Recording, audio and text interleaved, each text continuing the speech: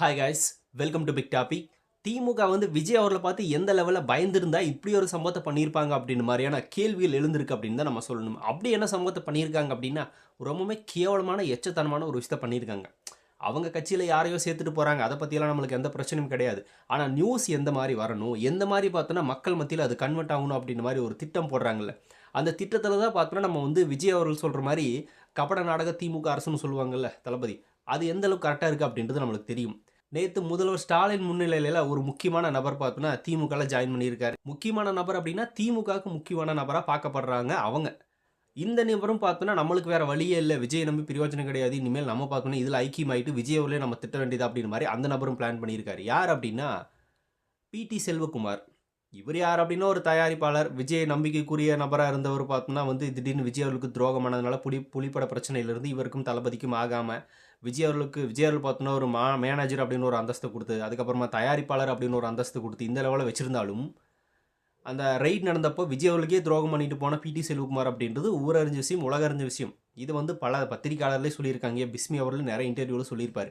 அப்படிப்பட்ட இந்த நபரை விஜய் அவர்கள் இனிமேல் நம்ம பக்கத்தில் வச்சுக்கூடாது அப்படின்னு ஒதுக்கி விட்டுட்டு அதுக்கப்புறமா தான் ஜெகதீஷ் ப்ரோவில் உள்ளே வந்தார். அவர் இப்போ வரைக்கும் பார்த்தோன்னா விஜய் அவர்களுக்கு எந்த அளவுக்கு உண்மையாக இருக்கார், ஒரு ஃப்ரெண்டாக இருக்கார் அப்படின்றது நம்மளால் பார்க்க முடியும். அந்த மாதிரியெல்லாம் பார்த்தோன்னா இவர்கிட்ட எதிர்பார்க்க முடியாது அப்படின்னு தெரிஞ்சுதான் தளபதி துரத்தி விட்டார். இப்போ அவர் பார்த்தோன்னா விஜய்க்கு எதிராக உட்காந்துட்டு சில விஷயங்களை ஊடகங்களில் பேசுகிறதாகட்டுன்ற மாதிரியான பல வீடியோக்கள் நம்ம பார்த்தோம். சரி, இப்போ என்ன பண்ணலாம், விஜய் அவர்களுக்கு நம்ம எதிராக பேச வேண்டியது முக்கியமான சுச்சுவேஷனில் நம்ம பேசணும் அப்படின்ற மாதிரி விஜய் அவர்கள் இப்போ பாலிடிக்ஸ் வந்துட்டார்ல, அதை வச்சு நம்ம பேசணும் அப்படின்றதுக்காகவே சில திட்டத்தை தீட்டிட்டு இருந்திருக்காரு போல். அதுக்கு வகையை பார்த்தோன்னா மாற்றினது யார் அப்படின்னா அந்த திமுக சும்மா விடுவாங்களா? விஜய் அவர்கள் கூட இருந்து விஜய் அவர்கள் பார்த்தோன்னா எதிர்த்து பேசிட்டு இருக்கிற நபர்கள் யார், அவங்க எல்லாத்தையும் தூக்கு, நம்ம கட்சியில் சேரு, அவங்களுக்கு பார்த்தோன்னா விஜய் அவர்களுக்கு எதிராக பேசவே அப்படின்ற மாதிரியான ஒரு முக்கியமான ஸ்டெப்பை முன்னெடுத்திருக்காங்க. அதில் தான் முக்கியமான நபராக பார்க்கப்படக்கூடிய நபர் இந்த பிடி செல்வகுமார் அப்படிங்கிற இந்த ஒரு நபர். இவர் திமுக கட்சியில் ஜாயின் பண்ணியிருக்காரு. சரி, ஜாயின் பண்ணால் பிரச்சனை கிடையாது. நியூஸ் பார்த்தோன்னா எந்த லெவலில் வந்திருக்கு அப்படின்றத பாருங்களேன். இந்த சன் நியூஸ் எப்படி போட்டிருக்கு அப்படின்னா, சன் நியூஸ் எப்பவுமே பார்த்தோன்னா திமுகவுக்கு ஃபேவராக தான் போடுவானே தவிர மற்றபடி பார்த்தோன்னா மற்ற யாருக்குமே ஃபேவராக போடவே மாட்டார். சரி, அப்படி என்ன போட்டிருக்காரு அப்படின்னா, இணைவுன்னு போட்டு கலைப்பை மக்கள் இயக்க தலைவரும் நடிகர் விஜயின் முன்னாள் மேலாளருமான புலிப்பட தயாரிப்பாளர், இதெல்லாம் இப்போ யார் கேட்டான்? பிடி செல்வகுமார் முதலமைச்சர் மு.க.ஸ்டாலின் முன்னிலையில் ஆதரவாளர்களுடன் திமுகவில் இணைந்தார் அப்படின்னு ஒரு நியூஸ் போட்டிருக்காங்க.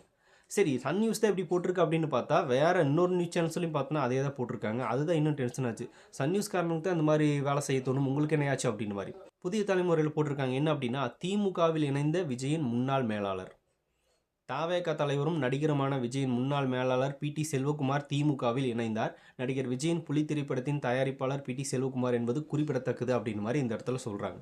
இப்போ ஒரு கட்சியில் பார்த்தோன்னா ஒரு நபர் போய் சேர்றாரு அப்படின்னா அவர் ஒரு தயாரிப்பாளர் மட்டும் மென்ஷன் பண்ணால் போதும். புலி படத்தோட தயாரிப்பாளர்னு சொல்ல வேண்டியது என்ன இருக்குது? அது மட்டும் இல்லாமல் விஜயோட முன்னாள் மேலாளர் அப்படின்னு சொல்ல வேண்டிய அவசியம் என்ன இருக்குது அப்படின்னா ஒன்றுமே இல்லை. ஆனால் இவங்க சொல்லுவாங்க, யார் சொல்ல வச்சுருப்பாங்க அப்படின்னா சன் நியூஸ் மட்டுமே போட்டிருந்தா அவன் அப்படி தான் போடுவான்றதை நம்ம விட்டுலாம். இப்போ இதர சேனலும் போட ஆரம்பிக்கிறாங்க அப்படின்னா ஸ்டாலின் முன்னிலையில் எழுஞ்சிருக்காரு.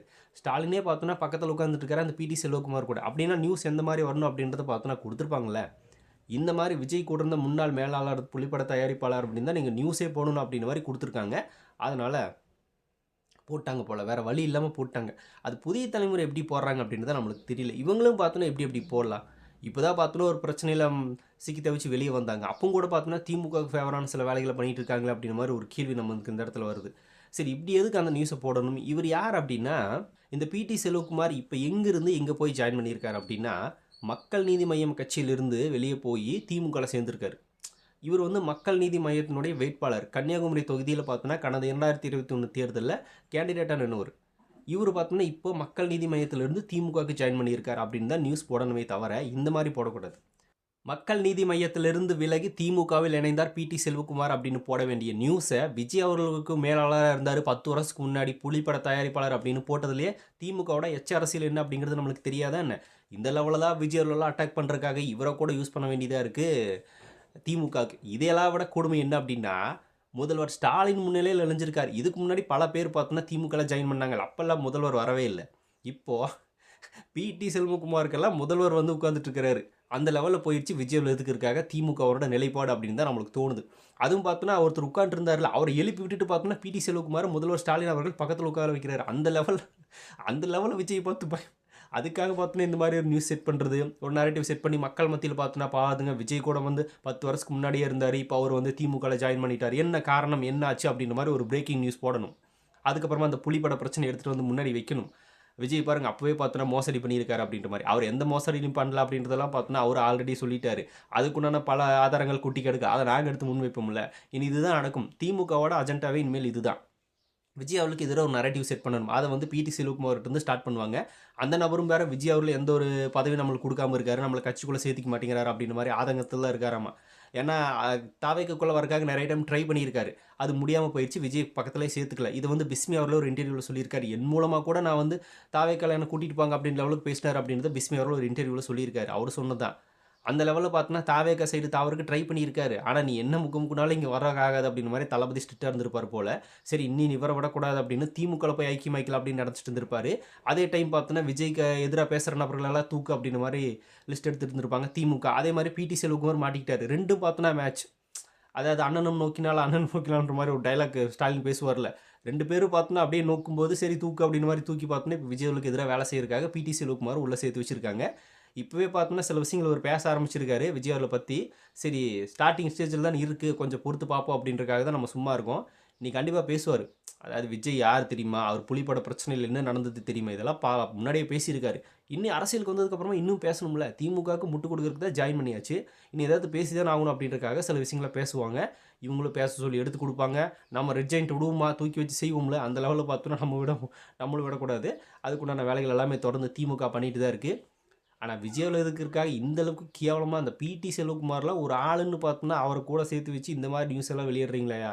இதை பார்க்குறதுக்கு பார்த்தோன்னா விஜய் கண்டிப்பாக அரசியல் விட்டே போயிடணும். தலைவா நீ போயிருக்க இந்த பயக்கிறாங்க அப்படின்னு தான் நம்மளுக்கு கேட்க தோணுது. இந்த லெவலெல்லாம் பயப்படாதீங்க, ஒன்றுமே இல்லை. 75 வருட அரசியல் கட்சி அப்படின்றாங்க, 50 வருட அரசியல் அனுபவம் அப்படின்னு ஸ்டாலின் சொல்கிறாங்க. இதெல்லாம் இருந்தும் கூட ஒரு சாதாரண நடிகர் கட்சி ஆரம்பிச்சிருக்காரு. அவரை பார்த்து பயத்தில் இந்த மாதிரியான வேலைகளெல்லாம் பண்ணணுமா? என்னையா பொழப்புது அப்படின்ற மாதிரி தான் நம்மளுக்கு கேட்க தோணுது. சரி ஓகே, திமுக பார்த்தோன்னா செட் பண்ண நரேட்டிவே இதுதானே. இனிமேல் பல விஷயங்களை பேசுவாங்க பாருங்களேன். ஒரு இன்டர்வியூ எடுப்பாங்க.